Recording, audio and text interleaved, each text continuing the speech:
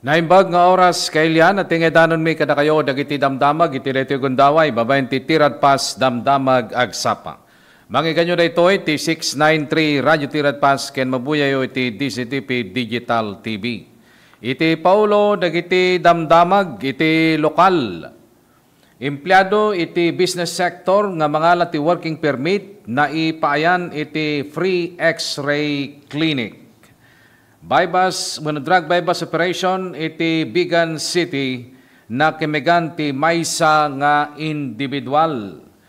DNR Senro, Southern Ilocos Sur nang isayangkat ti clean up drive kaspaset ti local cleaning awareness month. Iti Paul na Ilian, AFP kinumpirmar na nga wanti military back reset. May isang senador, ituduron na ti panakayadayo ti politika may iti ayuda program ti DSWD. Sa balipay, nga tulang ti tao nasarakan iti Taal Lake, sigundeta ti DOJ. Usto nga wagas nga panangtulong kadagiti agpalpalimos in panawagan ti DSWD. DFA manariman ti panang-verify na may ti panakakimeg ni Roque iti the Netherlands. Iti Paulo ti damag iti balas iti sadyay Brazil, imbilin na ti panangrugi ti 27 nga tawen nga panakaibalod ni dating nga Presidente Bolsonaro. Ken China, di nakamat na ti issue ti Taiwan, may nagtikaso phone call ken ni US President Trump.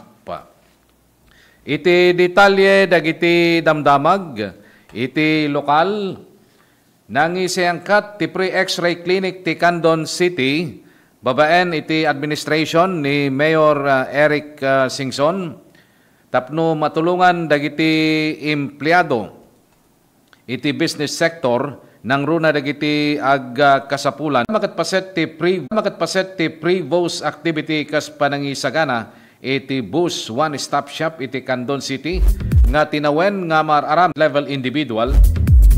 Kenti pa na kung kumpiskar, tinasurok kumurang 2.5 nga gramo ti mapapati nga shabu, nga gatad iti 17,000 pesos.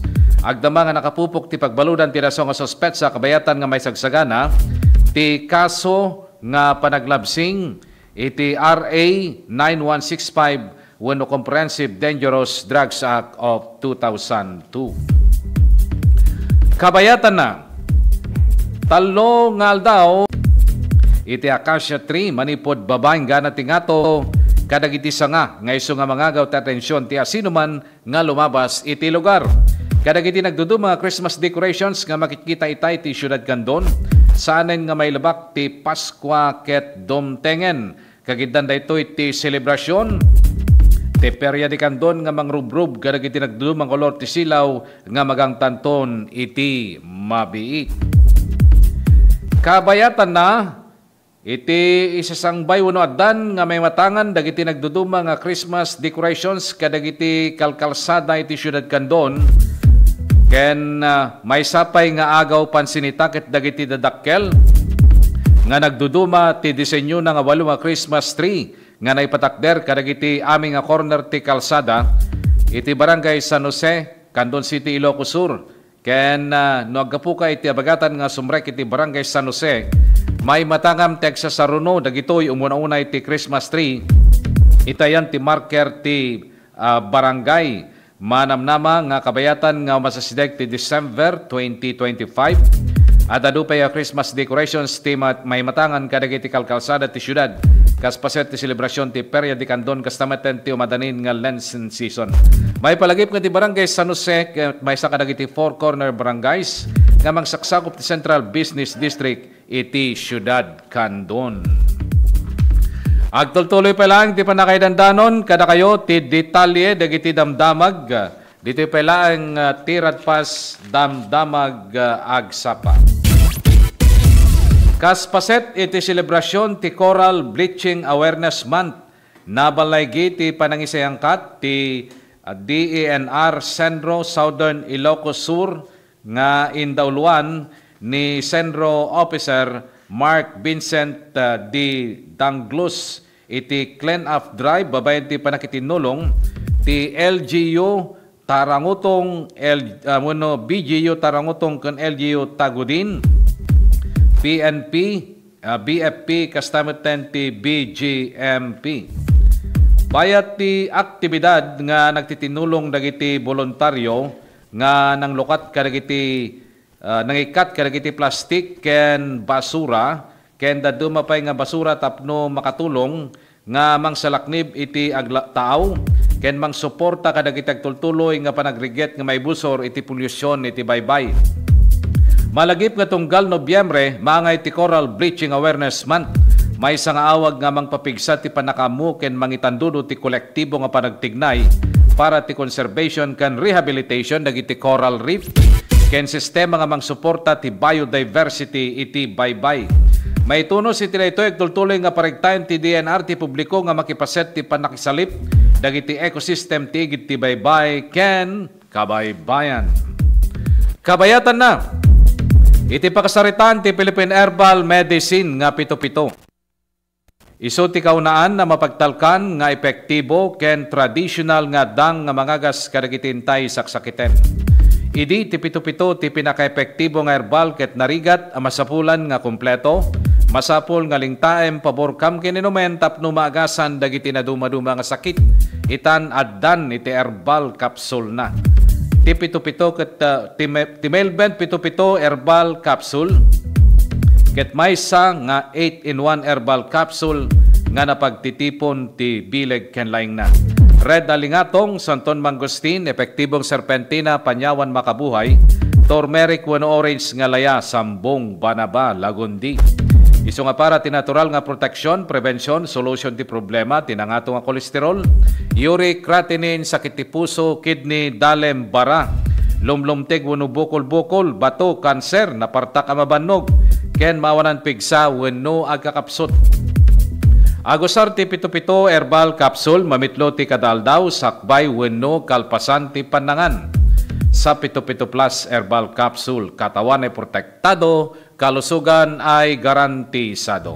Dagiti produkto ti pito-pito herbal capsule, herbal coffee ken herbal oil. Magatang yu dagitoy kadagiti sukiyo nga butika. Iti tago din ni Locosur KJT Pharmacy, Aloha Pharmacy ken Borhe Pharmacy. Iti Santa Cruz, Ilocos Sur, Premels Pharmacy. Parmasya Monlaisame ken Carilin Pharmacy. Iti Santa Lucia, Ilocos Sur, Agasco Pharmacy. Premels Pharmacy ken Archangel Drugstore.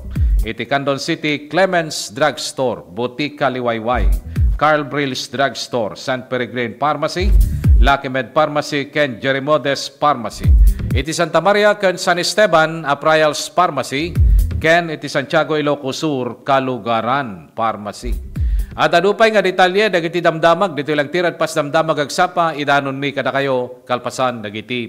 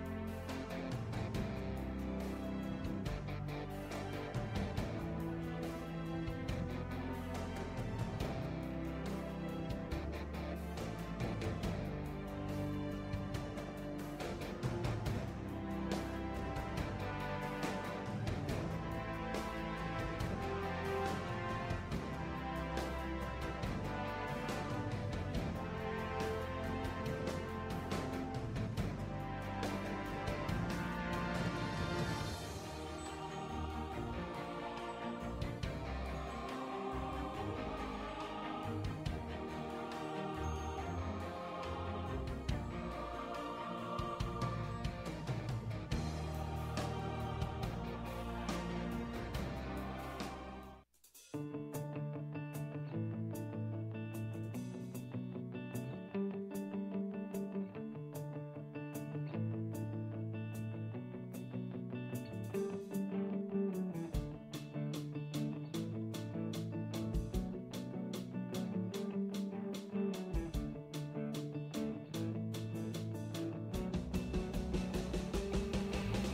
began as a dream to create a stage of great music and great moments has now become a cherished tradition.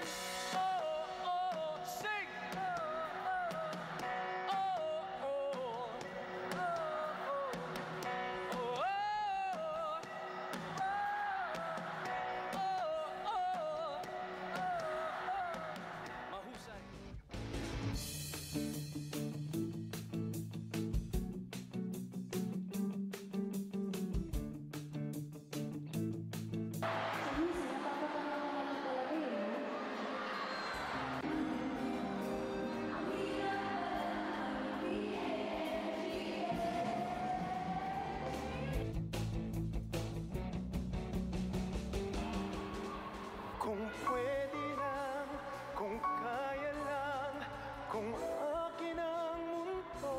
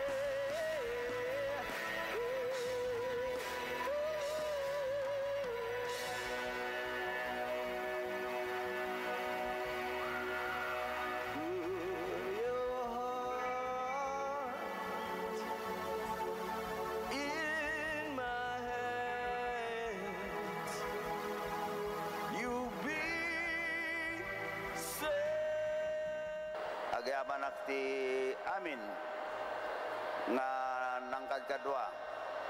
Tinamoy di biyang tapno ti kastada ito nga October 1st tayo ket agbarin successful celebration again for our city of Candon. Thank you! Maraming salamat po! Good night!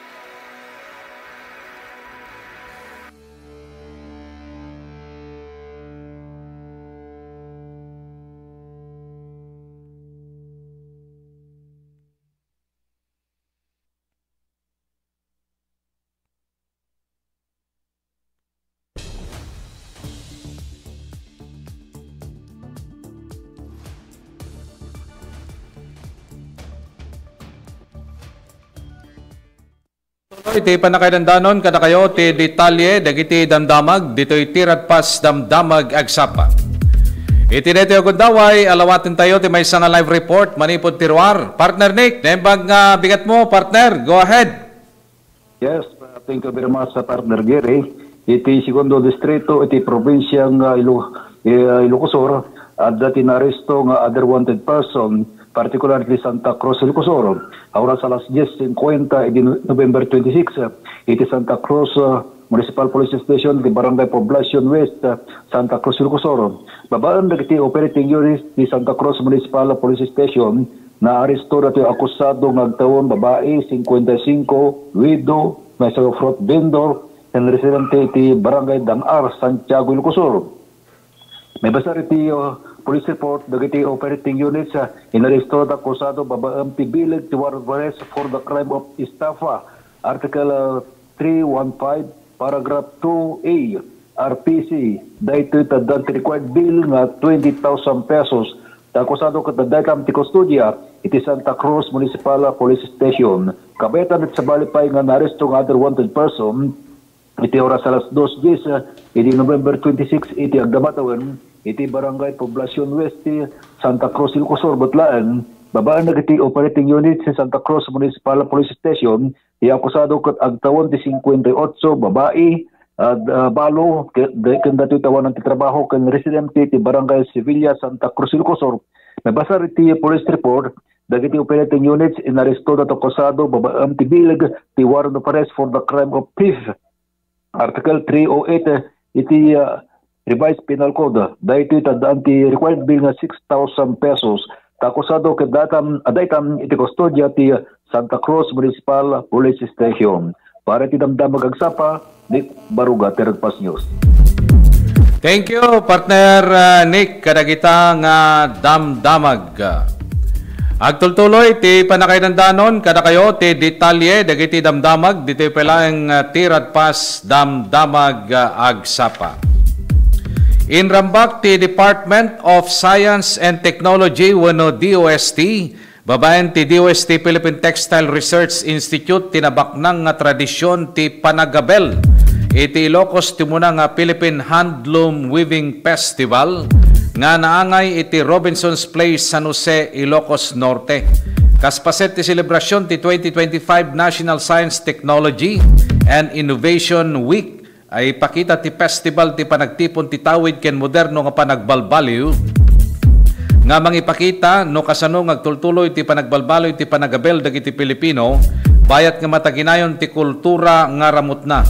Naorganisar babayan ti panakitinulong ti gobyerno probinsyal ti Ilocos Norte ken dadumapay nga maseknan ti festival ket nakatipon ti nasurok nga 120 nga abel manipod Luzon, Visayas ken Mindanao agarop o patapulo nga but ti nangipakita kadagiti aramid ti mga tela makapabaro nga teknik ti panagabel ken artistiko un artistic nga panagpartuat nga nangitampok ti panagabel kasagpadpada un nagpapada nga kultura nga evkas ken dalan nga turong ti mataginayon nga pagbiagan industriya ti panagparnuay ken panakapabileg ti komunidad. Impaganetget ni DOST Secretary Renato Solidom Jr. iti koneksyon ti sensya panagbalbaliw ken kultura nga mangisigurado iti agtultuloy nga suporta para kadagiti komunidad ti panagabel. Napaliw met ni Presidential Assistant for Northern Luzon Ana Carmela Remigio ti akem ti festival ti panagkaykaysa ti arte ken teknolohiya tapno mapapigsa dagiti industriya ken komunidad. Para iti Ilocos Region nakalista ti PHWF para ti lokal a kultura, ekonomiya ken innovation, mangipay na ito'y kadagiti lokal nga artista, wano artist, kadagiti gundaway nga panagbiag, itandudo na ti turismo, ken papigsay na ti kada ti rehiyon, kadagiti industriya ti panagpartuat. Babayan iti panangisarang kadagiti, una panangisarang kadagiti lokal nga agabel, nga makabaro nga teknolohiya ken kasayaatan nga aramid, siguradwen ti piyesta nga agtalinaed nga makabayel ti ekonomiya, may nagti kultura ken mabigbig ti sangalubungan dagiti tradisyon ti panagabel iti Ilocos. Babayan ti DOST initiative iti handloom weaving ket maramrambakan sanlay nga kasmaysa nga forma ti arte no diket kas simbolo tinailyan nga panagpanakkel panagbalbaliw ken panakapabileg iti komunidad.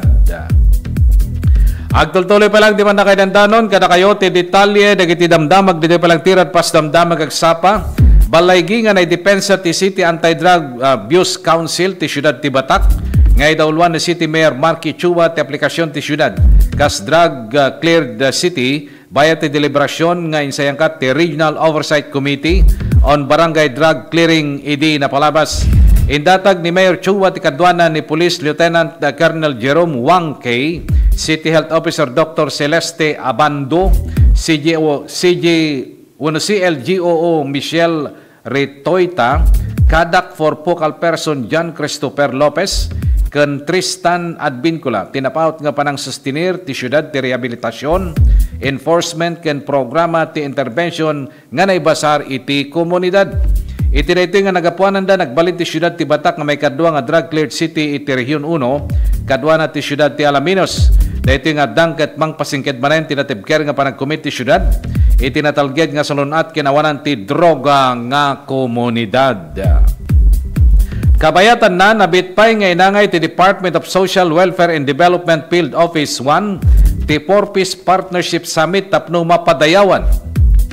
Ken bigbigen dagiti napateg nga kontribusyon dagiti ahensya ken masaknan.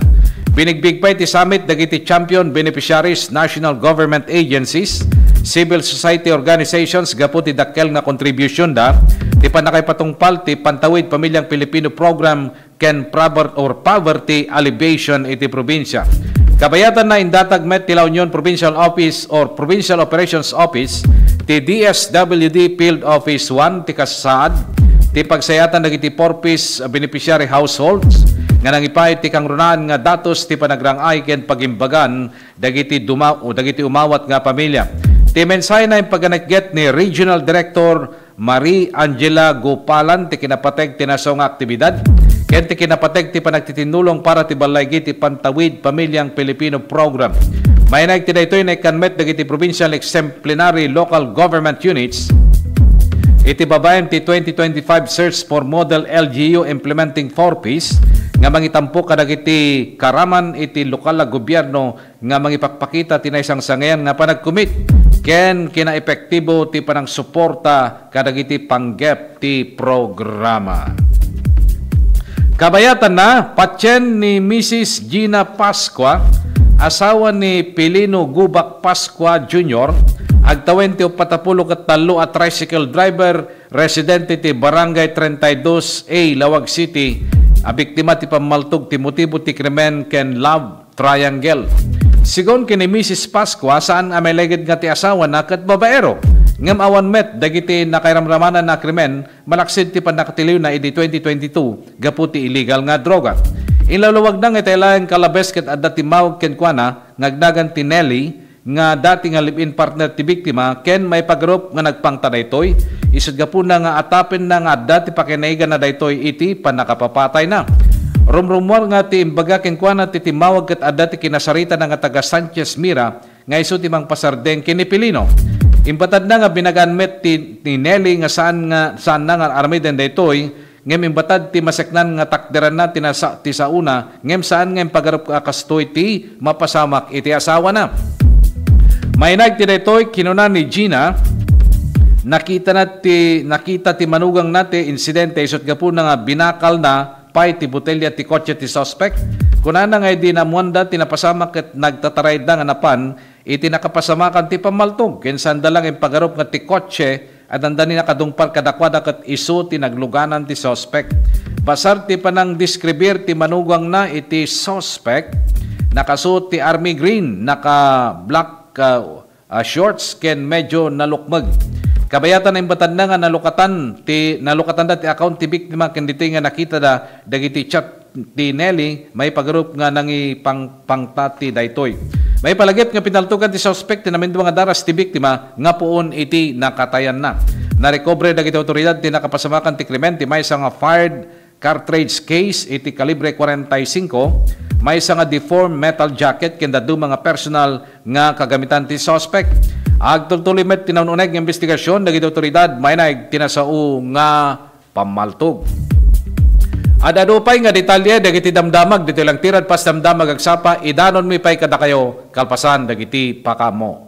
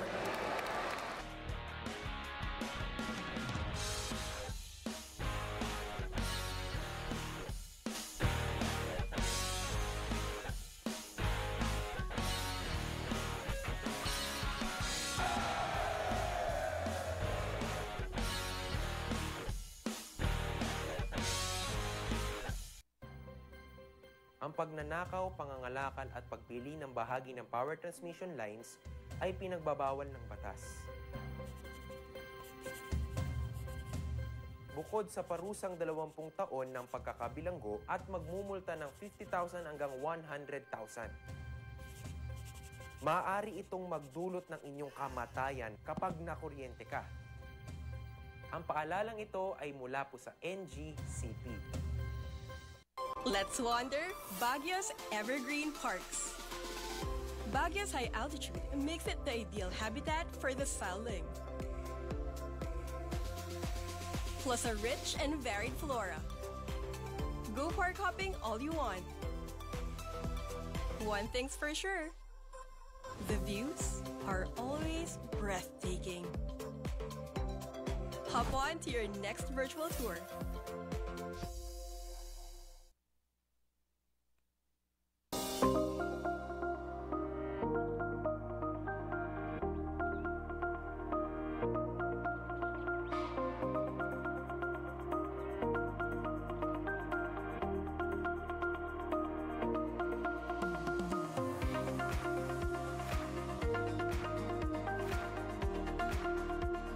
Sharon Mila Unay, Ma'am Christine, iti initiative mo nga nangiganuat dito itupad program para iti umili, para kadag iti umili dito sa Salcedo.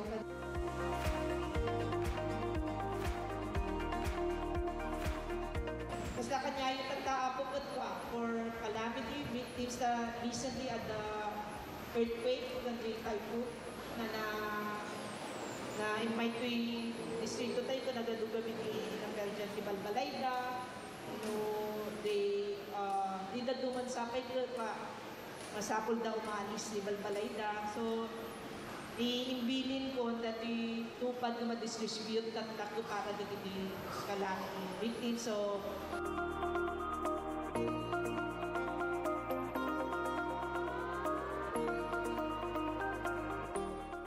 Healthy habits para sa healthy Pilipinas. Nang magulat sa kumakalat, matay inulat sa tamang ulat. Ang dapat babakunahan na, mahalaga na bata pa kahit matatanda. Bakuna muna, una sa lahat. Yeah! Do it na yan! Kalusugan ay unahin at mamanahin ng mamamayan. Ay healthy Pilipinas, malakas sa magandang bukas. Ang bawat Pilipino sa mundo, sa ulado ang pitong ito. Sa healthy habits, go na go!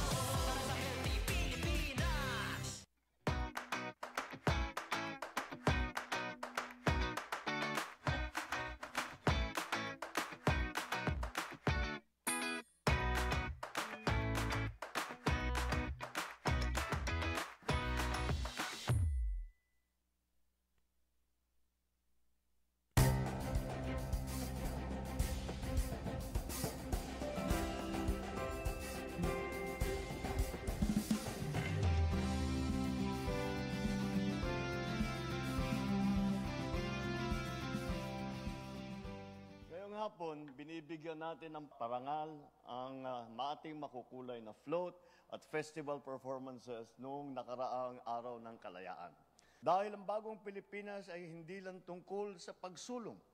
Ito rin ay ang pag-aalala at pagbibigay halaga sa ating pinanggalingan. Your creativity, your passion, the spirit that brings depth and meaning to who we are as a nation. Kaya't saludo ako sa inyong lahat. I hope that the spark that you have within you to join these kinds of festivities, that it will never leave. It will never leave your heart, and it will never leave your creative spirit. Because we are not just preserving our culture when we do this. We preserve it for the next generation, but more so, we are living our culture. We are living it proudly and joyfully and meaningfully. Ipakita natin na tayo ang tagapagmana ng tapang, talino at malasakit ng ating mga ninuno. Tayo ang mga bagong Pilipino. Katulad nila, may disiplina, may husay, may panindigan ni paglaban ang kinabukasan ang ating inang bayan.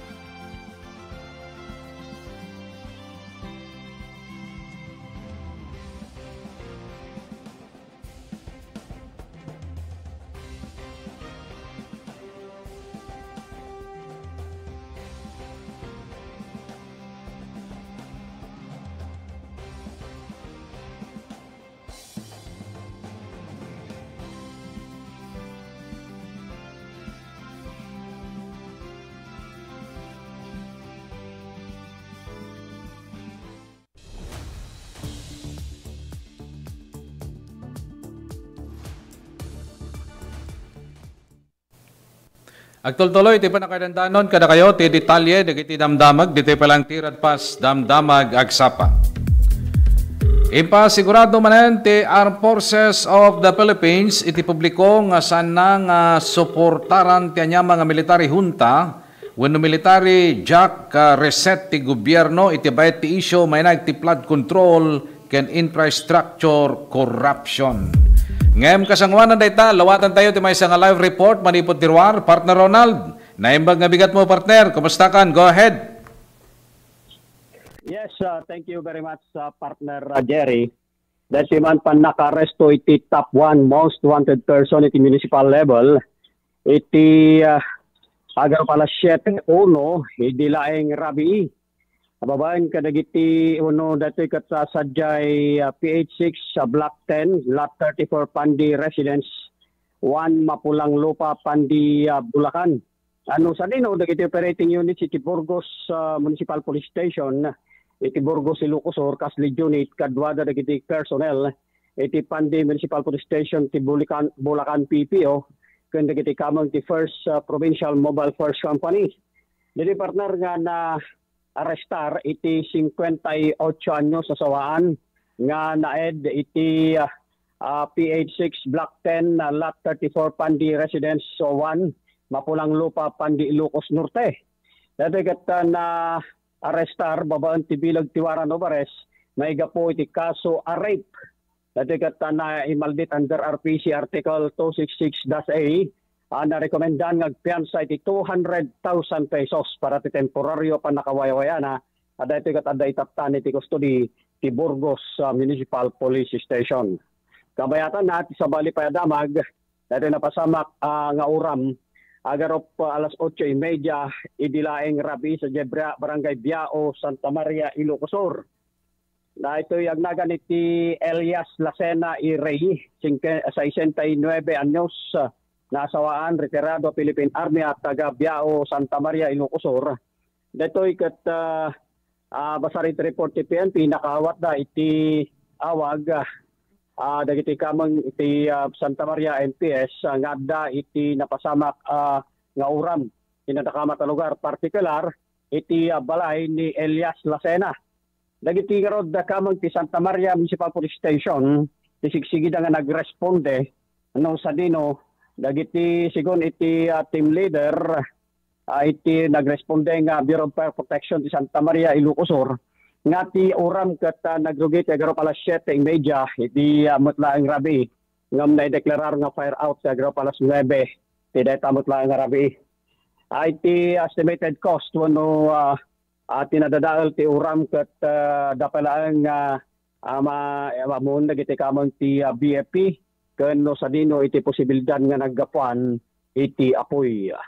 Kabayatan natin sa bali payadamag, dahito'y napasamak partner nga panagaresto iti dahito'y napasamak nga pamaltog partner iti agaro alas 2:20 itatay lang parbangon dati partner niya sa barangay Don Lorenzo Querubin, Kawayan, Ilocosur nga dagiti biktima saan pa yung nga nabigbig may sa alalaki ken may sa nga naganti Mark Renzo Bueno Idibina 20 anyos at taga barangay Don Dimas Querubin, Kawayan, Ilocosur. Dito tayo ti suspect wano dagiti suspect at saan pa yung nga mamuti na siya sinuda. Basar ti report ti PNP iti duty desk officer ti Kawayan Police Station tinakawat iti awag manipod iti maset na nalumugar nga dati napasama ka pamaltog iti nadakamat nga lugar partikular iti provincial road ti barangay Don Lorenzo Querubin, Kawayan. Sigsigi nga ron nga nagturong dagiti kamang ti PNP iti nadakamat a lugar ket itang naduktalanda iti saan pa nga nabigbig a lalaki nga retoy ket nakaibdan iti kalsada nga nagsagrap ti tama tinaduma-duma pasot ti bagina pasar iti investigasyon ti PNP. Dito saan pa nga nabigbig a biktima kat sakay idi iti motorsiklo nga agpapaamyanan. Idi taday toy iti pinalto-paltogan dagiti nang saruno ken kuana saan pa nga nagbigbig ang kriminal nga no sa dino may siya kadagiti naka-standby. Iti natamaan mo iti astray bullet nga daytoy katang managan iti Mark Renzo Bueno y Divina. Ada giti biktima na itarayda sa Ilocos Provincial Hospital ti Gabriela Silang nga mitisan nga nabigbig a biktima kat naideklarar dead on arrival. Nga no sa dino kat adda iti mapapati asyabo nga naala iti imot ti biktima nga narecover dagiti kamang ti PNP sa iti nakaitarayanan o no sa dino kat natarakandan ada ito iti nakatarayan ng ospital. Agtultuloy pa lang ti investigasyon unya ti kang runaan ang motibo ti daytoy napasamak. Dagiti kamang ti PNP kas aksyon nga naramida nagsigida nga nagrespondeda, nag-interview da kadigay posibilidad nga nakita and coordinate naman iti soko para ti panakay proseso ti crime scene kan iti panakay flash alarm dati nga napasamak panaka-activate dagiti kamang iti kimat para iti panakitinulong dati na nananay nga investigasyon. Kaniti maudi nga damag partner dahito implementasyon ti search warrant number 37-2025 may gapo iti panaglabsing ti Republic Act 9165 kanti search warrant number 38-2025 nga na dahito kat panaglabsing mo iti 10591 nang mugi agara pala media iti operation iti Kalman uno di Rabi na datoy kat naisiangkat agara alas 10 media Sanjay San Juan Ilocosor babaan ka dagiti operating unit iti San Juan MPS Kaslig unit kadwada dagiti kamang Regional Investigation Provincial Intelligence Provincial Drug Enforcement Unit First Ilocosor Provincial Mobile Force Company kan dagiti kamang ti First District EOD K9. Iti respondent may sabay ti 8 anyos na sawaan drug surrendery nga daytoy ket under probation taga San Juan Ilocosur. Naisiangkatan nga rod iti search warrant paban kadagiti operating units nga no sa dino ket ti panaglabsing uno dagitoy nga naglabsingan na ket na-issue manipod presiding judge iti RTC branch 24 ti Kabugaw Ilocosur ana petsaan idi Mutlaeng Kalman. Nga no sa dino kontra dayto iti respondent ang nagresultan ti panakumpiskar dagiti sumaganad. Iti drug evidence may nga medium transparent plastic sachet ito kat nausar ken adda iti mapapati asabu residyuna may sa dakkel nga transparent plastic sachet nga nausar ken adda iti mapapati asabu residyuna may sa pay nga improvised plastic scoop nga berde ken adda iti mapapati asabu residyuna ken upat nga aluminum foil ken adda iti mapapati asabu residyuna. Dagiti non-drug evidence may sang nangisit nga shoebox wano box iti sapatos may sang pouch may sang aluminum foil roll may sa gatang ken may sa talo nga lighter na nangisit asol ken yellow. Na inventaryo ken namarkaan dagitoy kas ebidensya ti daytamot lang nga oras ken kanito babaan ti presensya ti respondent ken iti dagiti mandato ti lintag witness nga ano sa dino ket iti search warrant number 38-2025 may daig iti panagbalabsing Republic Act 10591 awan iti nakita dagiti kamon ti PNP. Para tinamdamag agsapa Ronaldo Kuya Yonon ti Radpas News. Thank you partner Ronald kadagita nga damdamag. Agtultuloy pa lang ti panakaidandanon kada kayo ti detalye dagiti damdamag ditoy ti Radpas damdamag agsapa. Impasigurado manen ti Armed Forces of the Philippines ti publiko nga saan nga suportaran tanya mga military junta wenno military back reset ti gobyerno iti baet ti issue ti mainag ti flood control infrastructure corruption. Sigon kini AFP spokesperson Colonel Francil Margaret Padilla naminadon nga daras ng imbatad daytoy ti Armed Forces of the Philippines Chief of Staff ngano sa dino inulit na nga awan ti military junta ti Armed Forces of the Philippines. Impeteng na nga saan nga makipartisipar ti armada ti pagilian tanyaman nga reset flat ken ti constitution ket awanan ti cheat codes isut nga puna nga sumurot na nga kanayon no anya iti bagbaga ti paglentegan.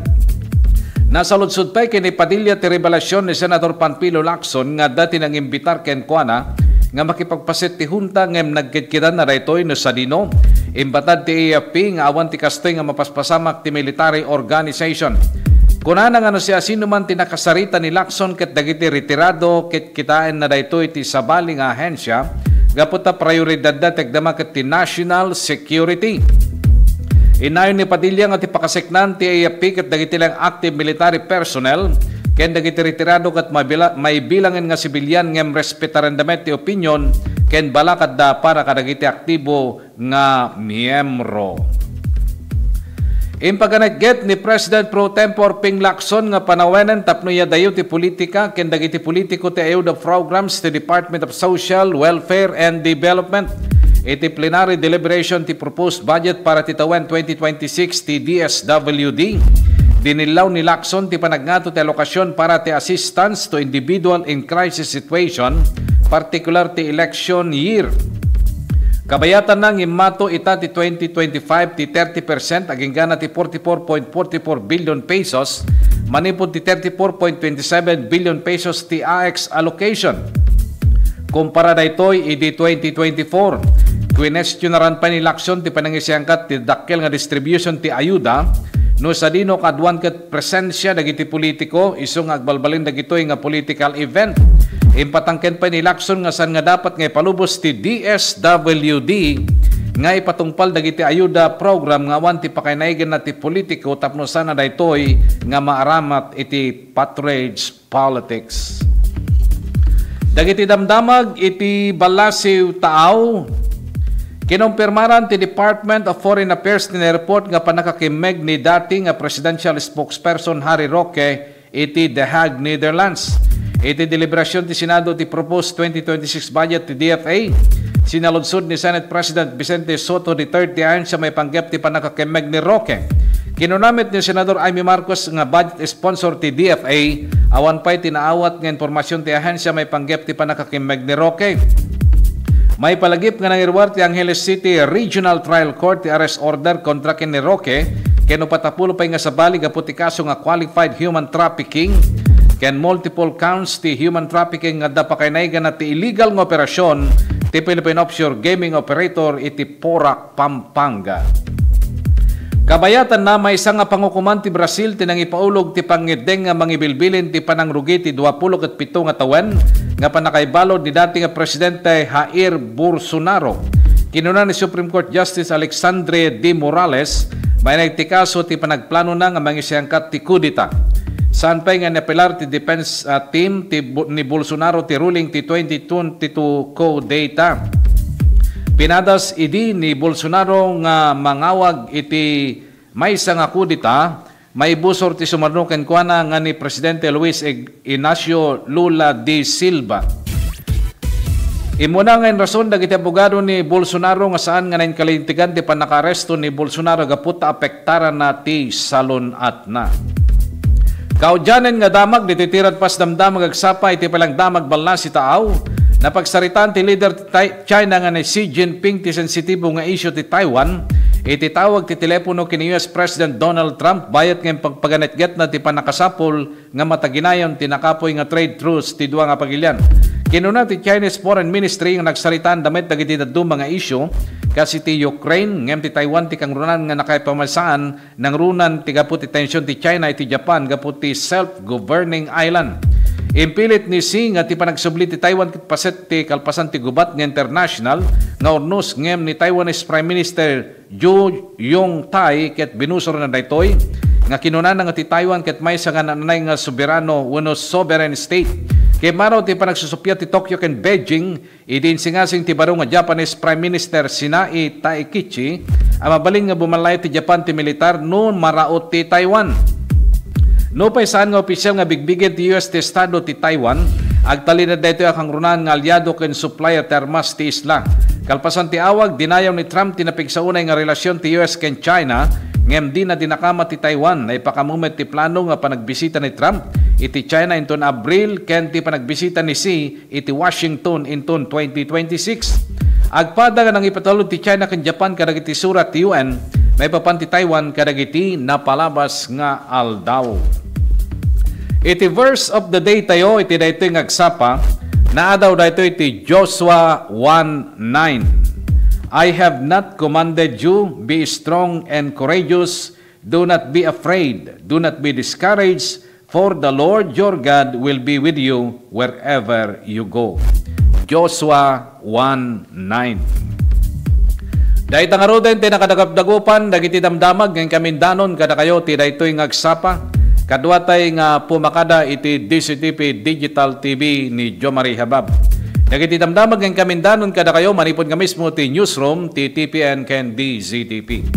Dahil gayem, ken kapsatyo, Jerry Gabaon, mga kaibigan, itunubigat, isumat lang ang oras, isumat lang ang estasyon ti radyo ken telebisyon, tumanong kami tumanen, kadagiti na dayo nga pagtengan nyo, babay ni Tirad Pas Damdamag Agsapa.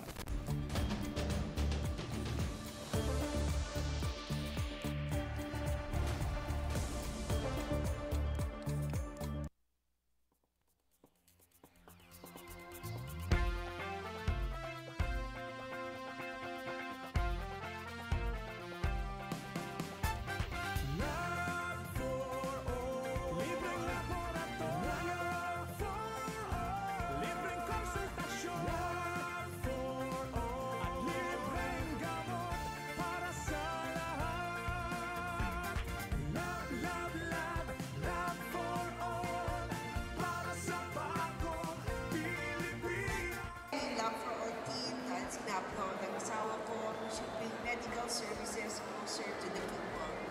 And so for the last week or so, the Lab for All team went to different municipalities. They went to the municipality of Quirino, municipality of Cervantes, the municipality of Santa Cruz. There were over 3,500 patients that received medical services.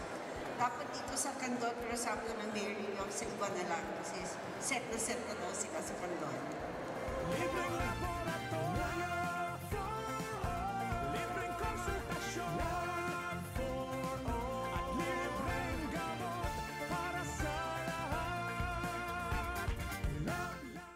Maysa kami nga napili.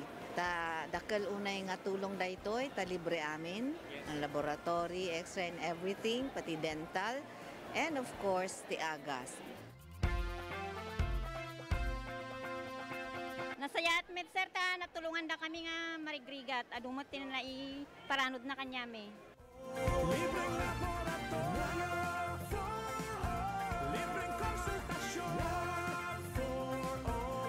Very grateful kami iti opisina ni Congresswoman Christine iti panakay-prioritize ti Quirino. And grateful kami mutlang iti opisina ni First Lady Liza Marcos. Siyempre, siguro amuda nga mas kailangan mi dito ngamin iso nga inpaigda dito yan. Considering dayjay ni biyahe ngamin. Iso nga, thank you very much. Thank you very much.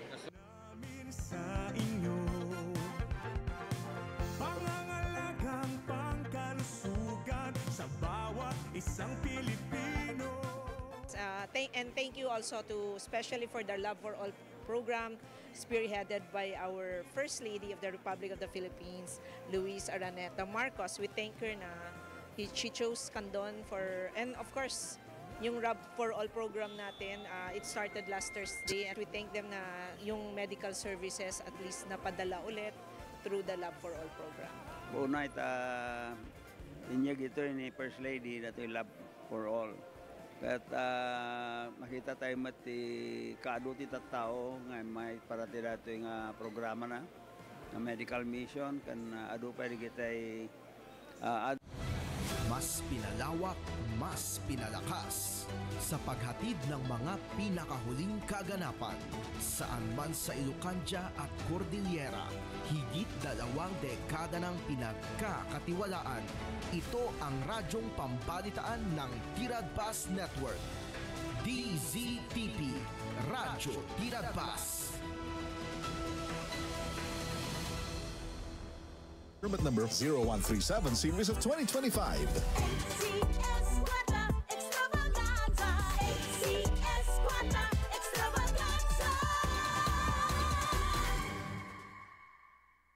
Antabayanan, susunod na ang mas pinalawak at mas pinahaba na pagbabalita mula Luzon, Visayas, Mindanao at worldwide. RMN Network News. Oras sa buong kapuluan, alas 7 na ng umaga.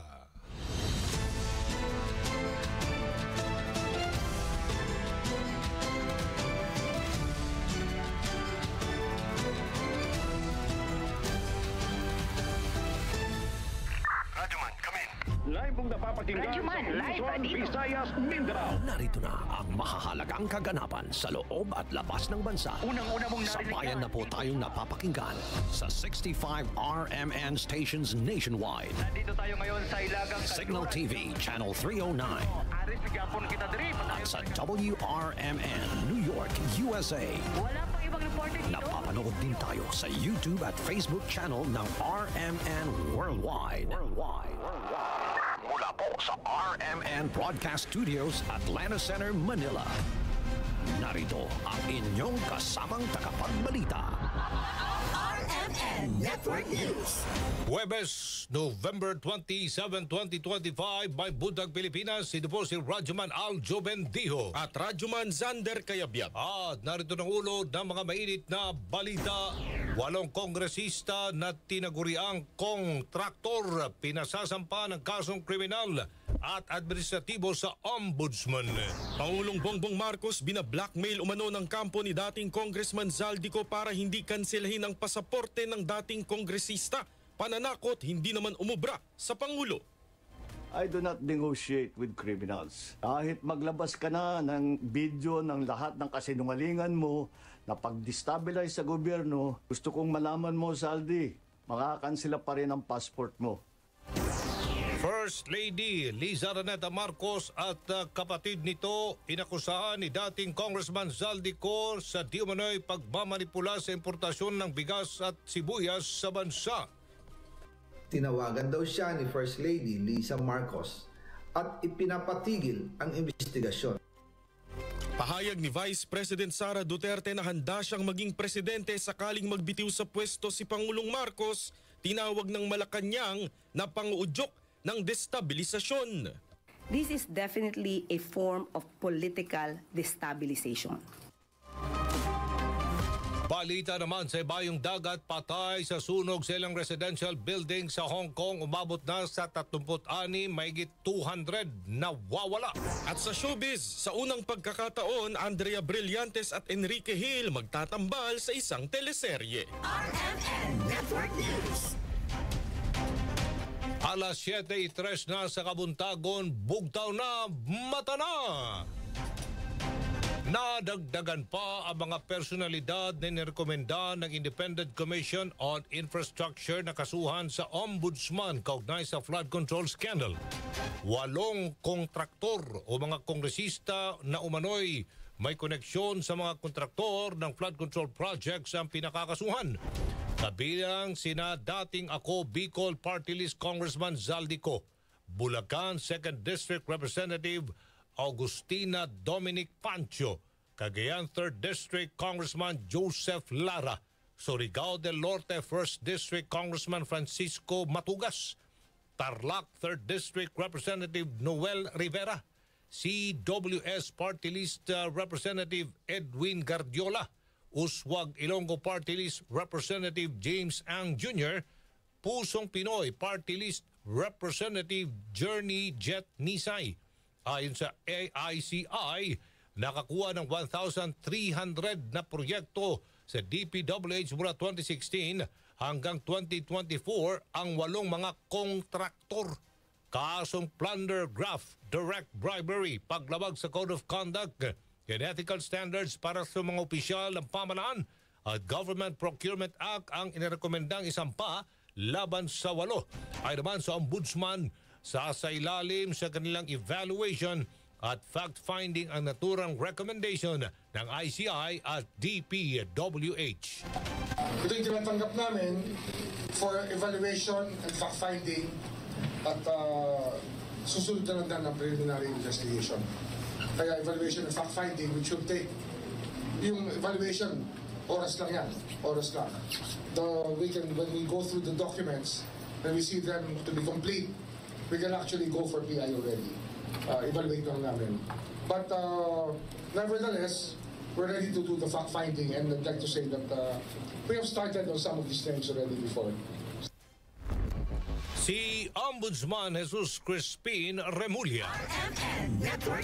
Sa kaugnay na balita, itinanggi ng ilan sa mga tinaguriang kontraktor na pinakakasuhan ng ICI sa Ombudsman na may kinalaman sila sa anomalya sa flood control projects. Iginit ni Uswag Ilonggo Representative James Jojo Ang na malinis ang kanyang konsensya at tiwala siya na sa bandang huli ay lilitaw ang katotohanan. Sinabi pa ni Ang na handa siyang idepensa ang kanyang sarili sa tamang forum. Samantala, binigyang diin naman ng kampo ni Cagayan 3rd District Representative Joseph Lara na ang inendorso ng ICI ay hindi patungkol sa anomalya sa flood control projects kundi kaugnay sa dati niyang kaugnayan sa kumpanyang JLL Pulsar Construction.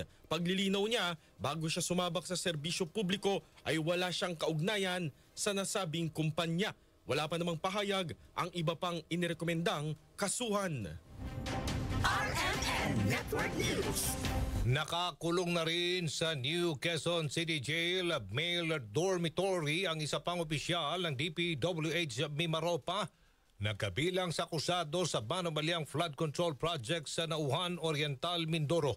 Kahapon iniharap sa 5th at 6th Division ng Sandigan Bayan si Montrexis Tamayo, ang OIC Chief ng Planning and Design Division upang sumailalim sa booking procedure para sa kinakarap nitong kasong Anti-Graft and Corrupt Practices Act at malversation.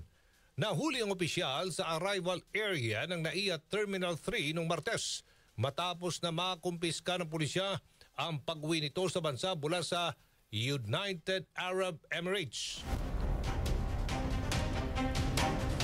Makumpirma ng pulisya. Tikom naman ang bibig ng opisyal tungkol sa pagkakasangkot nito sa katiwalian. Si Tamayo ang ikasyam na opisyal ng DPWH Mimaropa na hawak na ng mga otoridad. 7 pang may warrant of arrest kasama si dating Congressman Zaldico at ilang opisyal ng kontraktor ng SunWest Inc. ang patuloy pang pinaganap at hinihimok na sumuko na. RMN Network News. Yung isa sa mga naarestong akusado sa flood control project anomaly sa Nauhan Oriental, Mindoro na nakapagpiyansa ay muling inaresto. Sinampahan ng mas mabigat na kaso. Kasama natin sa balita si Radyoman Lestor Aler. Lestor. Kasamang Zander, muling inaresto si Department of Public Works and Highways Mimaropa Accountant Juliet Calvo matapos amyendahan ng Office of the Ombudsman ang kaso laban sa kanya na maisama sa reklamong malversation of public funds. Kaugnay pa rin ito ng 289.5 billion pesos na substandard road dike project sa Nauhan Oriental, Mindoro. Ito ang kinumpirma ni Ombudsman Jesus Crispin Remulla sa pulong balitaan kahapon. Sinabi ni Remulla na inaaksyonan na agad ng mga piskal ang anumang nakikitang pagkukulang sa kaso. That's possible. That might be true. That's true. I mean, hindi ko naman na-micromanage lahat eh. When they see that there is a little oversight, they correct it. Matatandaan nakapagpiyansa si Calvo ng 90,000 pesos nitong November 24 sa kaso nitong graft para sa pansamantalang paglaya nito. Ayon naman kay Assistant Ombudsman Miko Clavano na sa kanilang paghahain ng kasong graft at malversation nitong November 18 ay nadiskubre nila na malayong kulang sa itinakdang standards ang ginamit na steel sheet piles sa proyekto. Base ito sa isinagawang inspeksyon ni DPWH Secretary Vincent Dizon at Oriental Mindoro Governor Bons Dolor sa nasabing road dike. Nakita rin sa inspeksyon na 3 metro lang ang kabuang haba ng piles kung saan malayo sa 12 meters requirement sa detailed engineering design. Kasama mo sa DZXL RMN Manila, Radyoman Lestor Aler, Tatak, RMN. Maraming salamat, Radyoman Lestor Aler. RMN Network News. Sa Bantala, isiniwalat ni Pangulong Ferdinand R. Marcos Jr. na tinangka umano siyang i-blackmail ng abogado ni dating Ako Bicol Party List Congressman Zaldi Ko. Ayon sa Pangulo, nagipagnegosasyon ang kampo ni Ko para huwag kansilahin ang passport ng dating mambabatas. Kapalit daw nito ay titigil na ang paglalabas ng mga video na nagdidiin sa presidente, pinsan nitong si dating House Speaker Martin Romualdez at anak na si House Majority Leader Sandro Marcos sa isyu ng umano'y budget insertions. Pero sinabi po ni Pangulong Ferdinand R. Marcos Jr. wala raw siyang balak makipagnegosasyon sa mga kriminal. Pinapitan po kami ng abogado ni Zaldico at nagtatangkang mag-blackmail na kung hindi po namin kakanselihin daw ang passport niya, hindi na raw siya maglalabas ng video. I do not negotiate with criminals. Kahit maglabas ka na ng video ng lahat ng kasinungalingan mo na pag-destabilize sa gobyerno, gusto kong malaman mo, Zaldi, makakansela pa rin ang passport mo. Hindi ka na makakatakas sa hustisya. Samantala sa isang payag, marinamang pinabulanan ng abogado na Nico na si Attorney Roy Rondain ang bintang ng Pangulo. Wala raw siyang nakausap na kahit sino man sa gobyerno para itigil ang mga video kapalit ng mga hindi pagkansela ng passport ni Ko at wala rin daw siyang kontrol sa paglalabas ng mga video. Dating House Speaker Martin Romualdez kailangang humarap muli sa ICI at magpaliwanag hinggil sa bagong expose ni dating Congressman Zaldico. Kasama natin sa balita si Radyoman Chil Emprido. Magandang umaga, Radyoman Sander, Radyoman Aljo. Pinababalik nga ng Makabayan Black si dating House Speaker Martin Romualdez dito sa Independent Commission for Infrastructure. Ito'y para ipaliwanag sa komisyon yung mga expose ni dating Copico Representative Zaldico hinggil sa pagdi-deliver ng mali-malitang pera sa naturang mambabatas at kay Pangulong Ferdinand Marcos Jr. Ayon kay ACT Teachers Party List Representative Antonio Tino, alam niyang naimbitahan na dati si House Speaker Martin Romualdez dito yan sa may ICI. Ngunit dapat umano itong bumalik para sabihin ng mga impormasyon at umano'y 100 billion pesos na insertion sa budget na kabilang sa mga pasabog ni Representative Zaldico.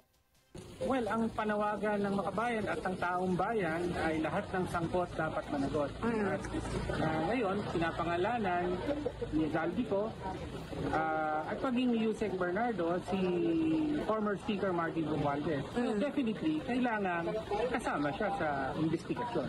Alam kong humarap na siya dito before, pero dapat ipatawag ulit kasi may bagong mga statement at aligasyon na kailangang sagutin.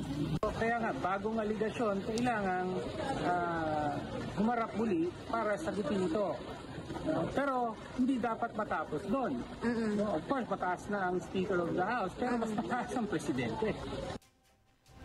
Kahapon nang humiling ang Makabayan Block sa ICI na iakyat ang investigasyon sa Pangulo matapos nga na madawit ang pangalan nito sa itinawalat ni Zaldico. Hinamon rin nila ang ICI na patunayang kumikilos sila ng independent at wala dapat cover-up na kahit pa presidente ay kanilang dapat investigahan. Kasama mo sa DZXL RMN Manila, Radyoman Chil Emprido sa Top RMN. Maraming salamat, Radyoman Chil Emprido. RMN Network News. Alas 7:13, 7:13 ng umaga. Isinangkot ni dating Congressman Zaldico si First Lady Liza Araneta Marcos sa umano'y manumalyang importasyon ng mga produktong agrikultura. Sa panibagong video na naman na in-upload kahapon ni Ko, sinabi niyang ipinahinto daw ng First Lady ang investigation ng Kamara noong 2022 hinggil sa sobrang mahal na presyo ng sibuyas. Ito matapos umanong lumabas ang pangalan ng kapatid niyang si Martin Araneta na umano'y isa sa mga kumukontrol sa importasyon ng sibuyas. Hindi po natuloy ang investigasyon. Ang sabi ni Speaker, tinawagan daw siya ni First Lady Liza Marcos at ipinapatigil ang investigasyon. Kaya walang natuloy at walang naparusahan. Dahil pala, kontrolado ng kapatid ng First Lady ang importasyon ng sibuyas. Ganito rin anya nangyari sa investigation ng Kamara sa bigas di umano noong 2024. Bigla daw ipinahinto ni Agriculture Secretary Francisco Chu Laurel ang investigation matapos na madiin ang First Lady sa issue ng rice smuggling batay sa isang confidential report daw. At noong araw din yun, tumawag si Congressman Sandro Marcos kay Speaker Romualdez upang ipatigil ang House investigations tungkol sa bigas as instructed ng Pangulo. Magkasama kami ni Speaker Martin Romualdez nang tumawag si Congressman Sandro Marcos. Dumating din si Secretary Laurel Chu sa Manila Polo Townhouse at doon siya pinagalitan ni Speaker dahil inilabas niya ang confidential report na nagdidiin sa First Lady sa issue ng rice smuggling. May puna rin si Ko hinggil sa importasyon ng isda. Maraming importers ng isda ang nagre-reklamo dahil kontrolado ito ng kaunting kumpanya lamang. Wala naman daw tax sa importation tuwing lean season, Pero kahit ganoon, hindi pa rin sila nabibigyan ng permit to import. Ang accounting kumpanya na ito lang ang nabibigyang permit to import.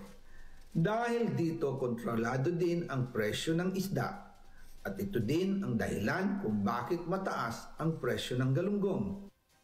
Pinabula na naman ni Chu Laurel ang paratang ni Ko at sinabing gawa-gawa lang talaga ang script na pwede namang anyang pang Netflix. Ngayong araw maglalabas ng karagdagang impormasyon ng kalihim hinggil sa nasabing issue at pinayuhan naman ng ICI itong si Zaldico na umuwi muna bago mag-akusa. Yan po'y ayon kay ICI Chairman Andres Reyes Jr. na dapat ay unahin muna ni Ko ang umuwi bago maglabas ng mga akusasyon dahil makailang ulit na naglabas ng video itong si Ko na nag-akusa nga kay Pangulong Ferdinand R. Marcos Jr. Sa ngayon di pa matukoy ang kinaroroonan ni Ko matapos masangkot sa mga anomalya sa flood control projects. Humiling na ang Ombudsman sa Bureau of Immigration na mag-issue ng Foreign Travel Restriction Order laban sa 77 individual na sangkot sa maanumalyang flood control project. Ayon kay Ombudsman Jesus Crispin Remulla, dagdag layer ito para hindi agad sila makaalis ng bansa.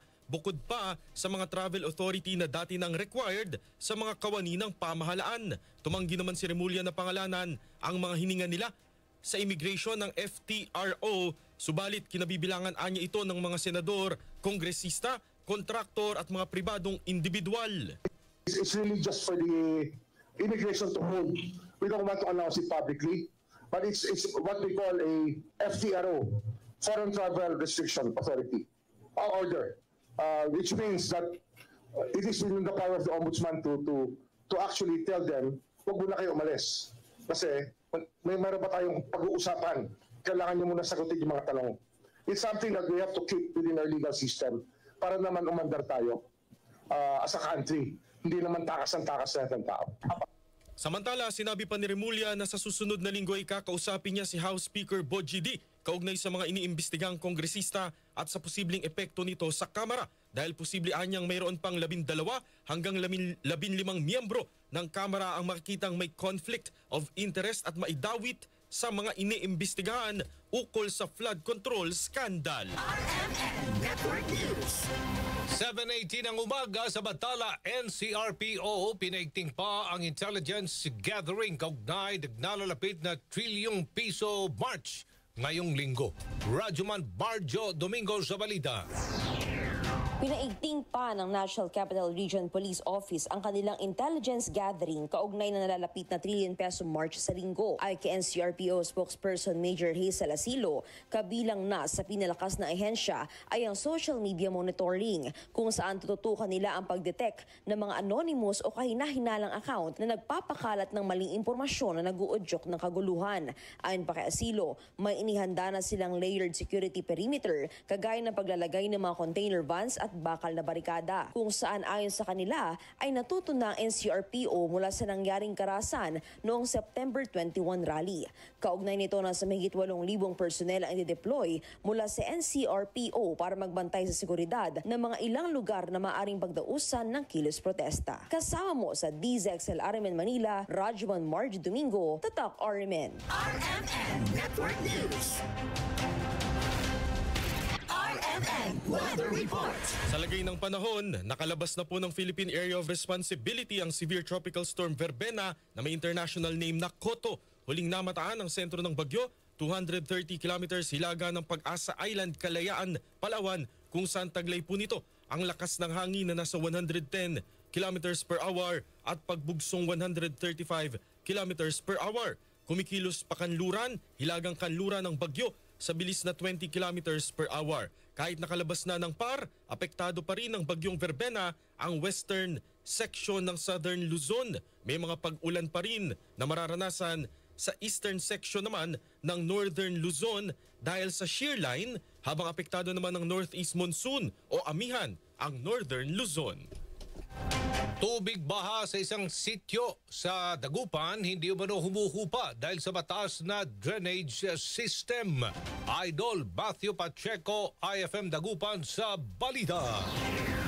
Patuloy na inirereklamo ng mga residente ng Sitio Adigua sa Pantal dito sa lungsod ng Dagupan ang hindi paghupa ng tubig baha dahil mas mataas umano ang butas ng drainage kaysa sa level ng lansangan. Ayon sa panayam sa ilang residente na tumangging humarap sa kamera, mabilis na naiipon ang tubig tuwing umulan dahil hindi umano ito dumediretso papunta sa kanal. Lumala pa umano ang sitwasyon dahil sa pagtatapon ng basura ng mga dumara na bumabara sa daluyan. Isinangguni na rin ito sa barangay at nagsagawa na ng paglilinis ngunit patuloy na bumabalik ang problema. Sa ngayon, isang beses kada linggo na lamang umaasa sa sariling paglilinis sa mga residente upang mabawasan ang basura at pagbaha. Matatanda ang umabot hanggang bewang ang tubig sa kasagsagan ng bagyong Uwan, antas na hindi umano nararanasan bago ang pagpapataas ng kalsada sa lugar. Kasama mo mula rito sa IFM Dagupan, ako si Idol Matthew Pacheco, Tatak, RMN Network News. Susunod, Malacanang bumuelta sa payag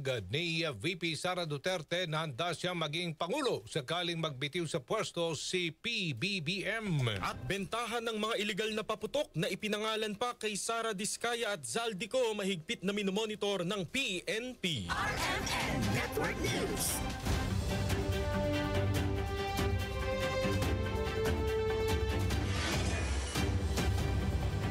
Buntag Pilipinas, ito po si dalawang foreign nationals ang kasama sa mga naaresto ng mga otoridad. Commission on Elections nangangamba. Narito ang ulo ng mga mainit na balita. Ako si Xander Kayabyab, magbabalik ang RMN Network News. Nakahibalo ka ba lang ang aton nga dagat ang hindi lang basta-basta nga tubig? Ini ang buhi para sa kadaman. Ang matarong kag responsable nga paggamit sang manggad sa kadagatan para sa ekonomiya kag sa aton palibot ang ginatawag nga blue economy.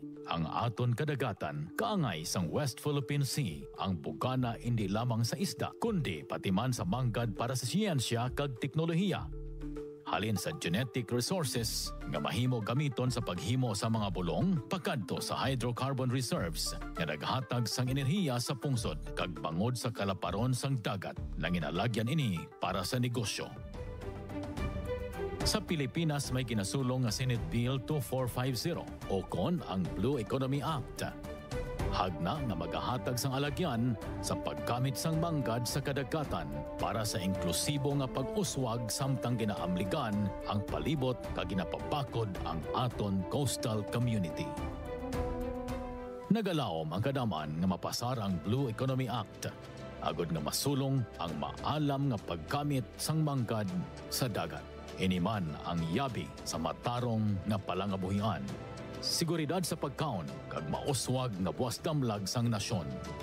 Ang pagprotekta sa aton kadagatan kaangay sang West Philippine Sea ang pagtingwa man padulong sa pag-uswag sang pungsod. RMN Network News. 7:23 ang oras ngayon mga kasama, bumuwelta ang Malacanang sa pahayag ni Vice President Sara Duterte na handa umano siyang maging presidente sakaling magbitiw sa pwesto si Pangulong Ferdinand Marcos Jr. Kaugnay ito sa sinabi ni VP Sara na nang tumakbo siyang Vice President ay alam niya ang mandato sa ilalim ng konstitusyon bilang first in line sa succession. Pero ayon kay Palace Press Officer Attorney Claire Castro, hindi katanggap-tanggap para sa isang vice-presidente na abangan ang pagbibitiw ng Pangulo. Maituturing anya itong political destabilization na layong pahinain ang kumpiyansa ng taong bayan sa administrasyon. This is definitely a form of political destabilization.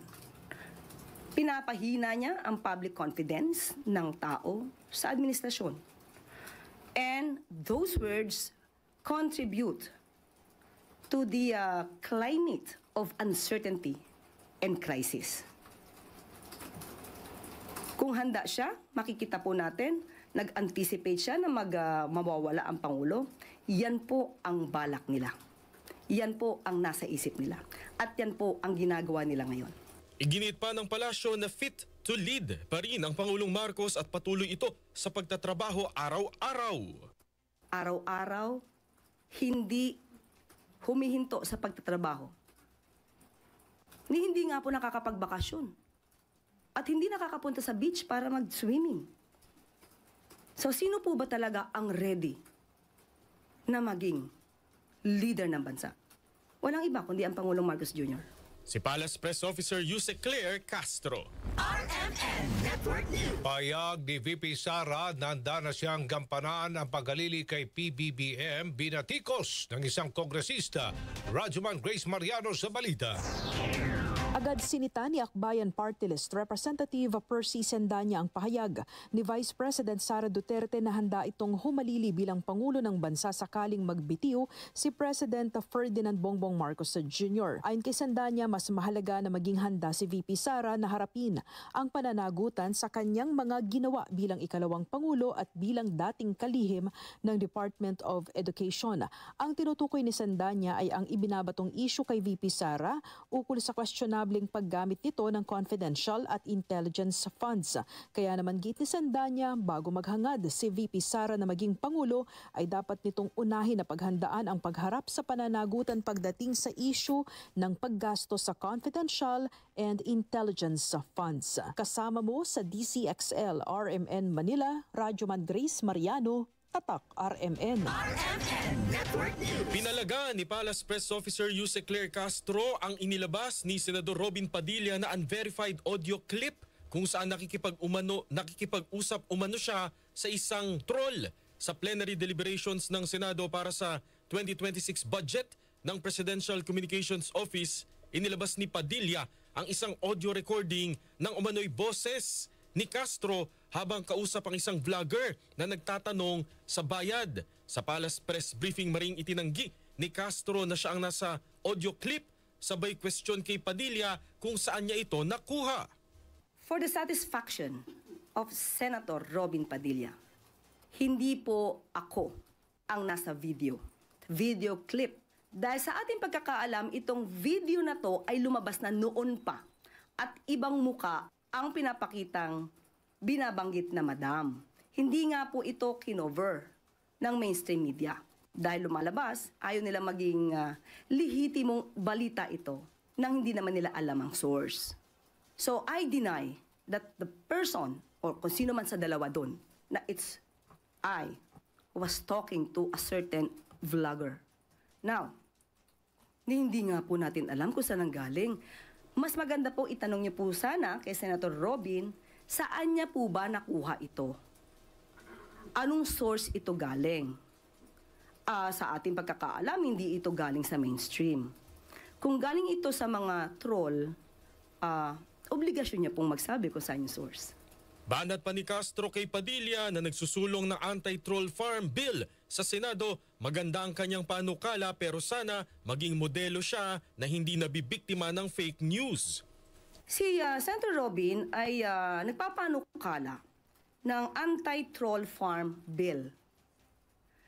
Maganda ang kanyang adhikain, maganda ang kanyang pinapanukalang batas, troll farm for fake news. Sana maging modelo din po si Senator Robin. Modelo na hindi magpapagamit o magpapabiktima sa troll farm na nagpapakalat ng fake news. Sabi nga po ni Senator Loren kahapon, you should know first your source.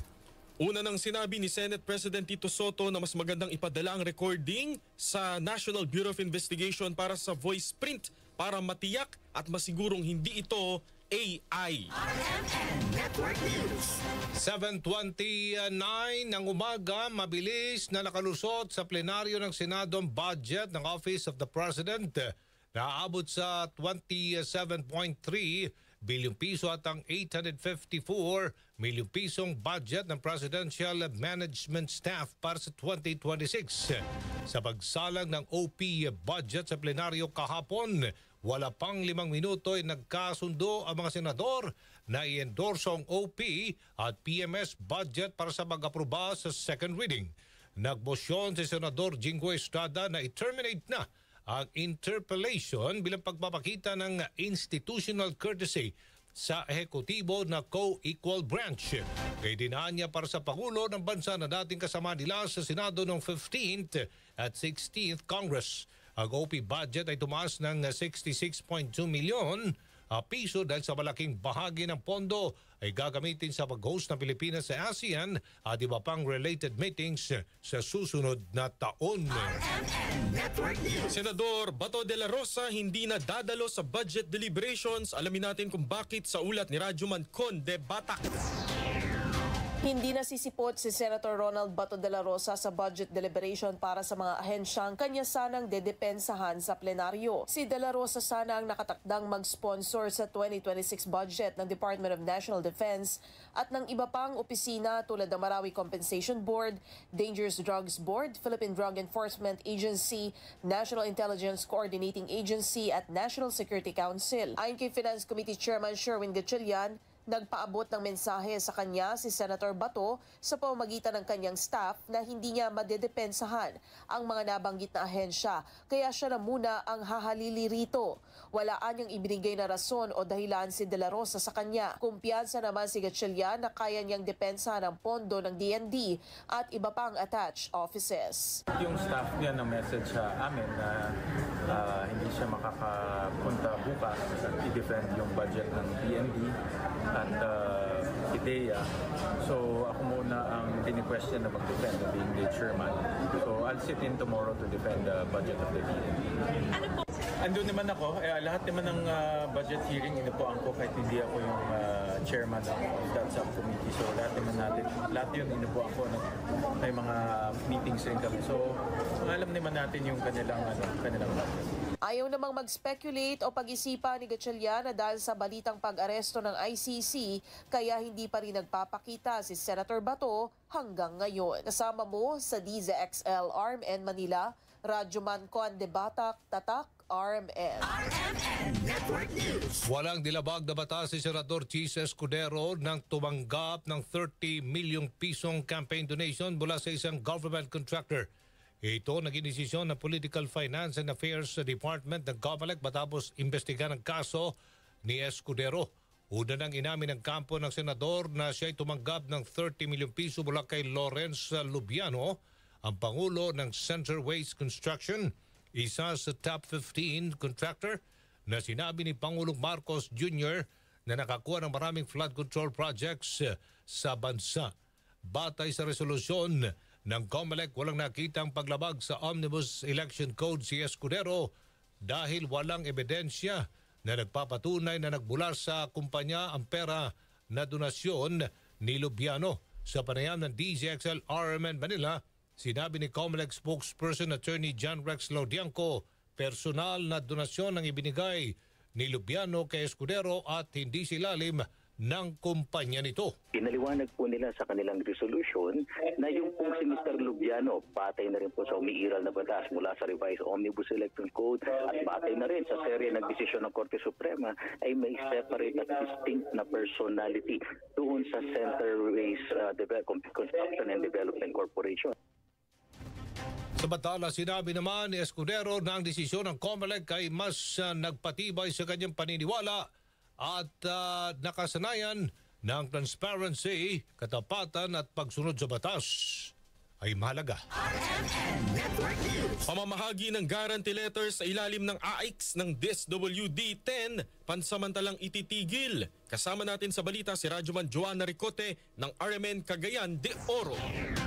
Samantalang ititigil ng Department of Social Welfare and Development Office Region 10 ang pag-i-issue ng Guarantee Letter o GL sa ilalim ng Assistance to Individual in Crisis Situation o AIX simula ngayong November 30, 2025. Ayon kay Director Ramil Hamin, ang Special Assistant to the Secretary at OIC Regional Director ng DSWD Region 10, na ito ay dahil sa kakulangan ng budget para sa taong 2025 na pag-alaman na aabot na sa 740 million pesos ang hindi pa nababayaran ng DSWD sa mga funeral parlor, hospital at mga pharmacies. Dahil dito pinapayuhan ni Director Hamin ang mga mangangailangan sa Region 10 ng guarantee letter na lumapit sa ibang ahensya ng gobyerno na nagbibigay ng mga guarantee letter gaya ng Department of Health at Philippine Charity Statistics Office o PCSO. Sa kabila nito, patuloy ang pagbibigay ng cash assistance ng DSWD Region 10 para sa mga kwalipikadong benepisyaryo sang ayon ngayon sa availability ng pondo. Inaasahan na babalik ang pag-issue ng guarantee letter ng DSWD Region 10 sa taong 2026. Kasama mo sa DXCC RMN Cagayan de Oro, Radyoman Joanna Ricote, Tatak RMN. Congressman Pulong Duterte pinabulana ng aligasyong hawak ng kanyang opisina ang DSWD AX. Radyoman Leo Batulayan, RMN Davao sa balita.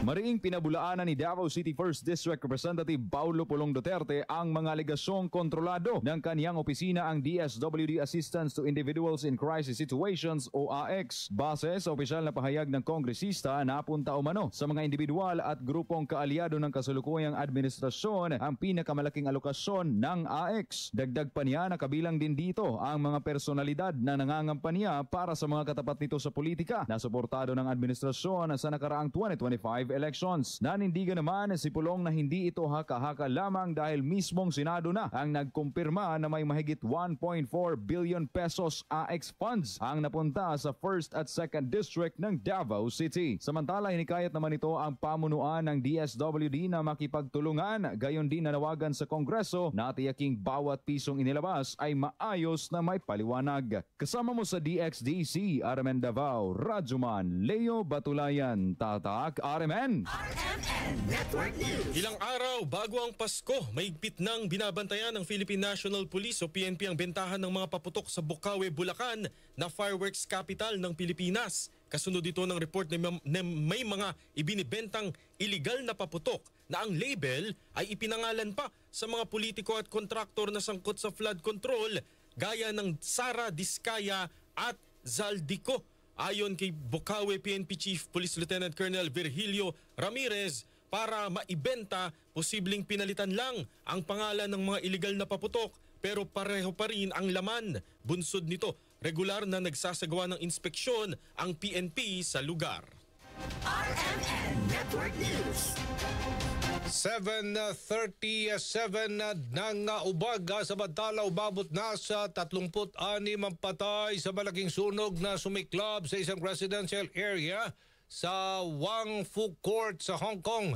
Miyerkules ng hapon ay sa otoridad may 200 katao na ang nawawala habang nasa 29 ang sugatan, kabilang na ang 7 nasa kritikal na kondisyon. Naapektuhan ng sunog ang 8 gusali na mayroong 2,000 unit na nasa Northern District ng Taipo. Mabilis na nasunog ang mga scaffolding na gawa sa kawayan dahil isinailalim sa maintenance ng gusali. Hanggang ngayong umaga, hindi pa rin naapulang sunog na itinuturing na pinakamalala na naitala sa Hong Kong sa mga nakalipas na taon.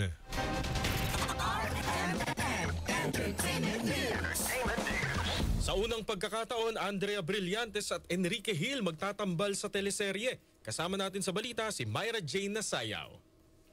The team up we never expected. Yan ang say ng netizens matapos i-reveal ng isang kilalang network na magtatambal sa isang teleserye ang aktor at aktres na si Enrique Hill at Andrea Brillantes. Sa inilabas na teaser video ng kanilang network, makikita ang maaksyong scene ng dalawa para sa teleseryeng A Secret in Prague na nakaset sa Czech Republic. Hindi lang cinematic at mystery drama vibe ang hatid ng naturang eksena, ngunit pati na rin excitement dahil ito ay ang first ever project ng dalawa together. Sa ngayon, wala pang detalye kung kailan ipapalabas ang naturang teleserye na inaabangan na rin ng kanilang mga fans. At yan ang aking showbiz chika ngayong Webes ng umaga. Ako si Myra Jane Nasayaw, Tatak RMN.